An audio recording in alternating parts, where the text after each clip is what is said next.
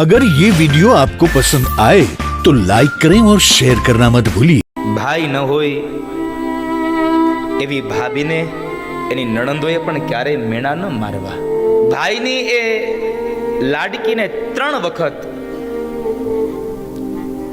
એના ભાઈની રાહ હોય સાહેબ.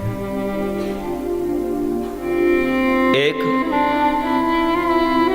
ભાઈ બીજના દિવસે, એક આ બળેવના દિવસે, અને એક સાસરિયામાં ગયેલી એ બેનના ઘરે જ્યારે કોઈ પ્રસંગ આવે ત્યારે એના મામેરાના દિવસે. આ 3 સમયે એના ભાઈની એ રાહ જોતી હોય છે. ભાઈ અને બહેનનો પવિત્ર નાતો, પવિત્ર બંધન, એક રાખડીનો એક એક એક કાચા સૂત્રનો તાતણો એને બાંધીએ અને એ બાંધીને કેટલા આમ આમ ભરકથી ઓવારણા લેતી હોય એના વિધને.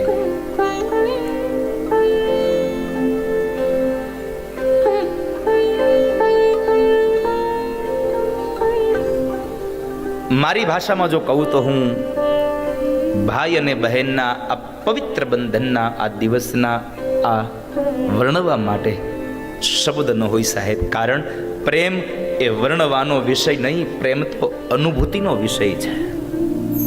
પ્રેમ હંમેશા અનુભૂતિ કરી શકાય, એને વર્ણવી ન શકાય. છતાં પણ ક્યારેક એ પ્રેમની વાતોને વર્ણવાના નમ્ર પ્રયાસો મેં કર્યા હોય છે.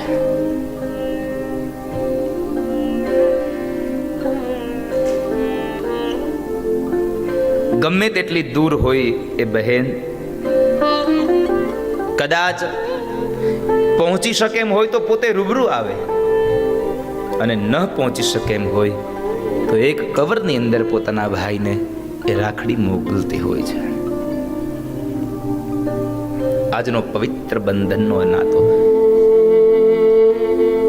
ભાઈની એ લાડકીને 3 વખત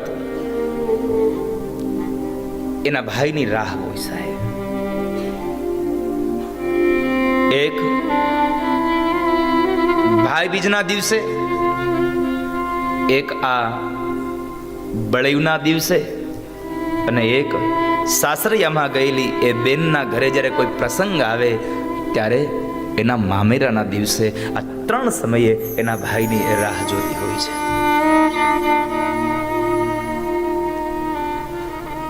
પરિસ્થિતિ ગમે તેવી હોય સાહેબ, કદાચ સાસરું સારામાં સારું મળ્યું હોય, સાસરામાં કોઈ જાતની કમી ન હોય,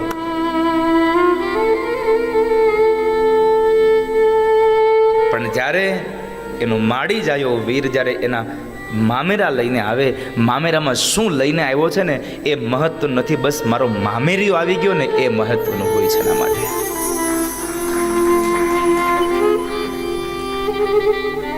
ભાઈ અને બહેનનો પ્રેમ તો બહુ પવિત્ર છે. આ પ્રસંગ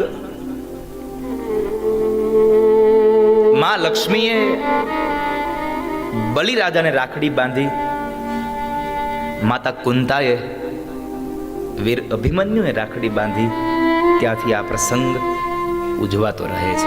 એમાં ખાસ કરીને શાસ્ત્રના અને વિદ્વાનોના મત મુજબ આ પ્રસંગ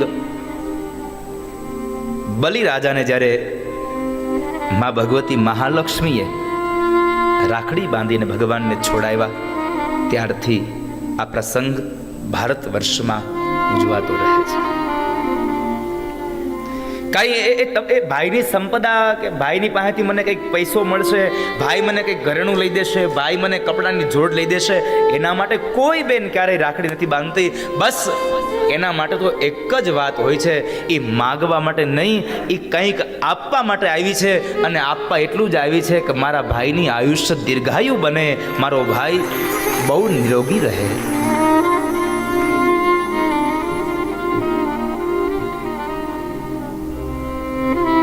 ભાઈ અને બહેનનો પવિત્ર બંધન એ નાતો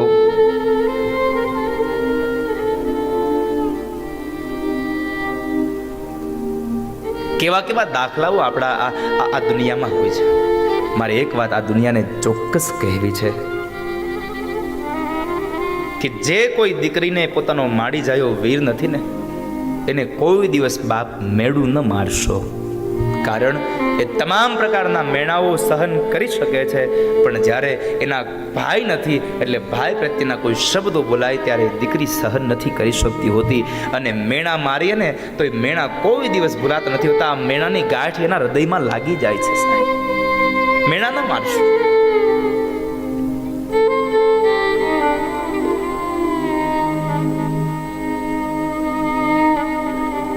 ભાઈ ન હોય એવી ભાભીને એની નણંદોએ પણ ક્યારેય મેણા ન મારવા. કારણ કે આ તો કર્મની બધી બલિહારી છે.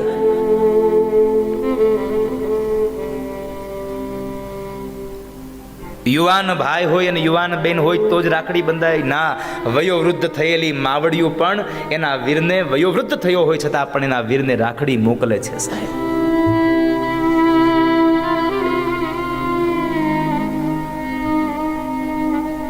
પહોંચી ન શકે એમ હોય તો કદાચ કોઈની સાથે મોકલી દે, કદાચ એ કવરની અંદર પેક કરીને મોકલી આપે. અને જેટલા બેનને અબરખા હોય કે મારા ભાઈને રાખડી બાંધું, તમે એમ માનો છો માત્ર બેનને જ આનંદ હોય? નહીં સાહેબ, કદાચ બેન પહોંચવાની ન હોય ને તો પોસ્ટ ઓફિસે જઈને 4 વખત પૂછી આવતો એક મારી બેનનું કવર આવ્યું છે. આગલી રાત સુધી એના બેનના રાખડીના કવરની રાહ જોતો હોય. સાહેબ, કેમ નહીં આવ્યું હોય?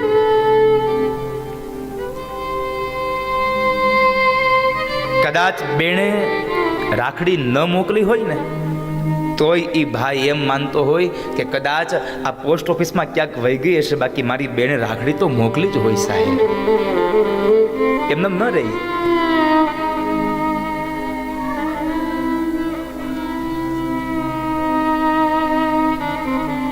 અદ્ભુત પ્રસંગ છે. આજે મને એક પ્રસંગ, હું ભાઈ અને બહેન વિશેનો એક બહુ સરસ મને આજે એક પ્રસંગ મળ્યો છે, એટલે હું લઈને આવ્યો. અને આ બનેલી સત્ય ઘટના છે.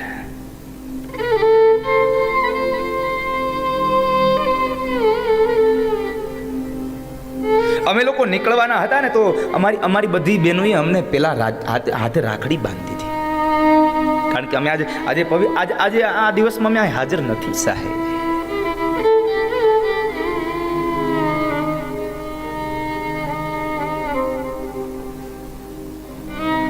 રક્ષાબંધનનો તહેવાર એ કોઈક ભાઈને પૂછજો જેને બેન ન હોય. ગામ આખાની એ દીકરીઓ પોતાના ભાઈને જ્યારે રાખડી બાંધતી હોય અને ત્યારે એક ઊભો યુવાન જોતો હોય કે મારે જો મારી નાની બેન હોત ને તો કેટલી મને રાખડી બાંધતી હોત, મારા હાથમાં રાખડી બાંધતી હોત.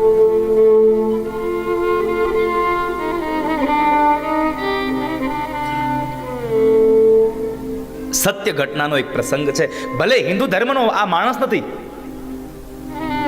મુસ્લિમ સમાજનો આ પ્રસંગ છે. સાહેબ, પણ મારે તમને ભાઈ અને બહેનના પવિત્ર બંધનનો નાતો કહેવો છે. ભાઈ અને બહેનનો કેટલો પ્રેમ હોય એની વાત મારે તમને કરવી છે. રંગોળી નદીના કિનારે પીપરાળી ગામ છે અને એ પીપરાળી ગામમાં ગોરામિયા અને ગોરાબાનુ નામના એક ભાઈ બહેન છે. સાચું નામ તો કોઈને ખબર નથી, પણ એ દેખાવમાં ઉજળા હતા અને નમણા હતા એટલે ગામના લોકોએ એનું નામ ગોરામિયા અને ગોરાબાનુ રાખ્યું. ભાઈ મોટો છે અને બેન નાની છે.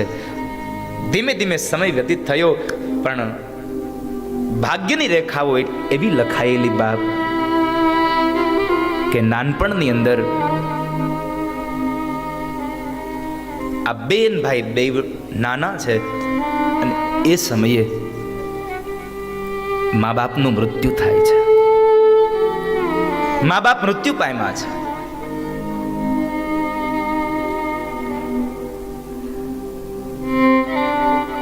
ધીમે ધીમે સમય પસાર થતો જાય. ભાઈ મોટો છે એટલે બેન ગોરાબાનુને એટલો લાડ લડાવે, એટલો હેત કરે,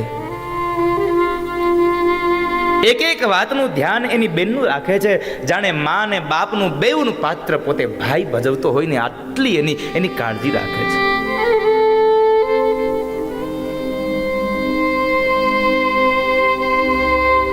એક જાતની એને ખામી ન આવે.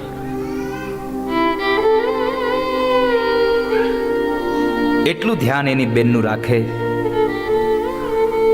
ધીમે ધીમે સમય પસાર થઈ ગયો. બહુ સંક્ષિપ્ત કથા આપને કહું. 20 વર્ષની આવરદા ગોરા મૈયાની થઈ એટલે એના પરિવારના જે સભ્યો હતા એમની ઈચ્છા થઈ કે હવે બસ આના લગ્ન કરી દઈએ. અને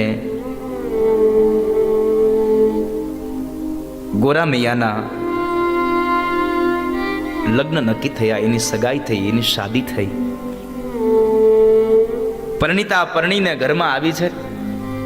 એણે સાંભળ્યું હતું કે મારો જેની હારે મારો લગ્ન થવાનો, મારી હારે જેનો વિવાહ થવાનો, એને એક બેન છે અને બહુ એને હેતથી રાખે છે. આવું સાંભળ્યું હતું. પણ ઘરમાં આવ્યું ને, એ ઘરમાં આવેલી પરણિતાએ આજે તો નજરે જોયું કેટલા લાડ લડાવે છે પોતાની બેનને.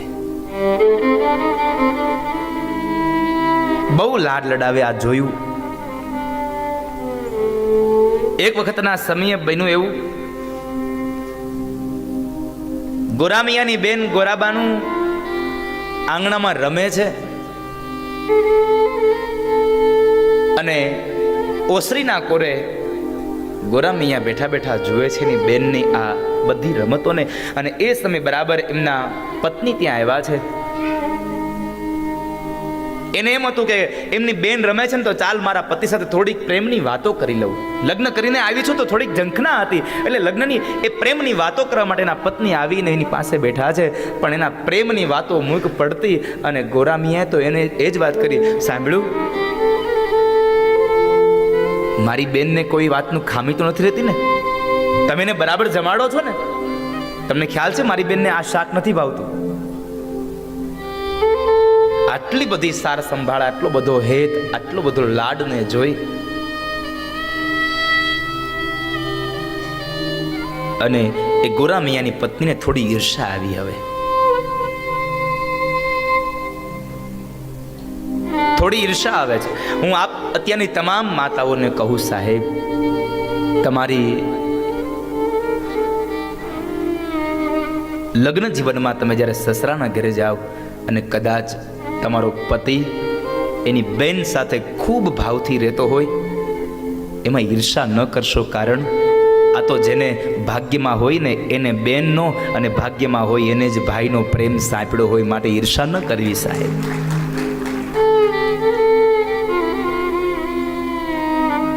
ઈર્ષા ન કરવી એની. અને અત્યારના તમામ યુવાનોને એક વાત તો ચોક્કસ કહીશ કે જ્યારે તમારી સંપદા તમારી પાસે હોય અને તમારી બેન તમને રાખડી બાંધે ને, તો રાખડીના બદલામાં શું દેવું ને એ તમારી પત્નીને ન પૂછો ને તો એમાં વધારે આનંદ હશે સાહેબ. એમાં પૂછવાની જરૂર નથી તમારે.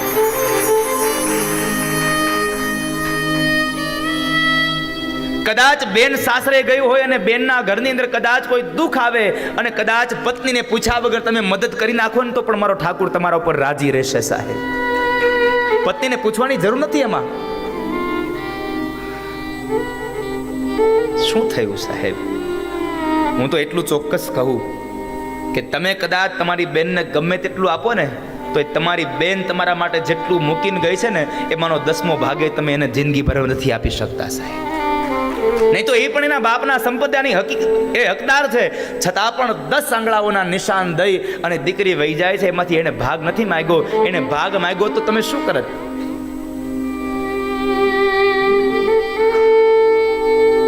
એને આપશો તો એમાં જરાય ઓછું નહીં થઈ જાય. પણ ઈર્ષા થઈ આ ગોરામિયાના પત્નીને. ધીમે ધીમે સમય પસાર થયો. બેન જુવાન થઈ. વેવિશાળ માટે બહુ સંબંધો જોયા, પણ ભાઈની કોઈ ઈચ્છા નથી કે મારી બેન સાસરે જાય. પણ આમ પણ એક સમાજનો નિયમ છે સાહેબ, બેન ગમે તેવડી હોય અને બેન મોટી થાય, ગમે તેટલો લાડ હોય, ગમે તેટલો પ્રેમ હોય, ગમે તેટલી વાલી હોય, પણ દીકરી અંતે શોભે તો સાસરીએ જ. બેન યુવાન થઈ અને એ યુવાનીમાં એની સગાઈ માટે મૂર્તિઓ જોવે છે. જોતા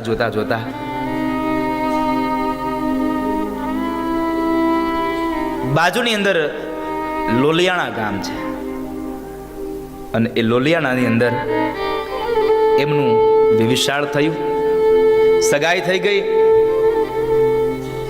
લગ્ન થયા. સૌ લોકો આનંદ કરે એ લગ્નમાં.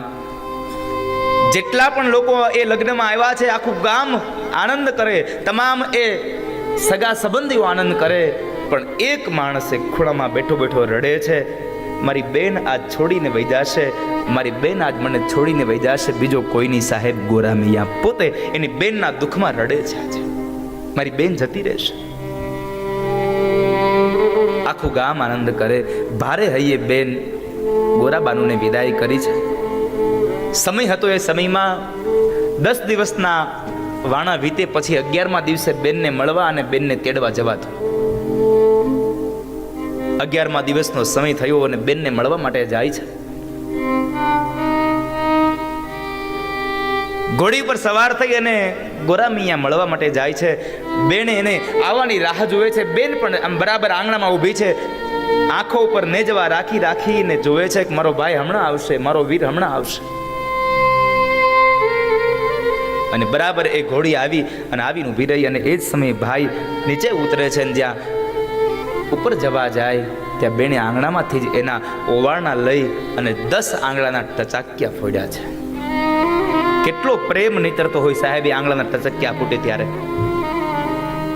કેટલો આમ ક્યારેક તો કોઈક બેન આમ ઓવરણા લઈને તો દુખણામાં એ ઓવરણામાં 10 આંગળાઓના ટચક્યા ફૂટે તો આપણે શું કહીએ, બહુ વાલો છો તને તો.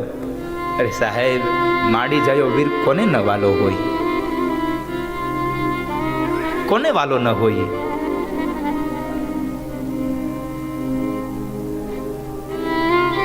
બેને ઓવારણા લઈને અંદર લઈ જાય છે. એક દિવસ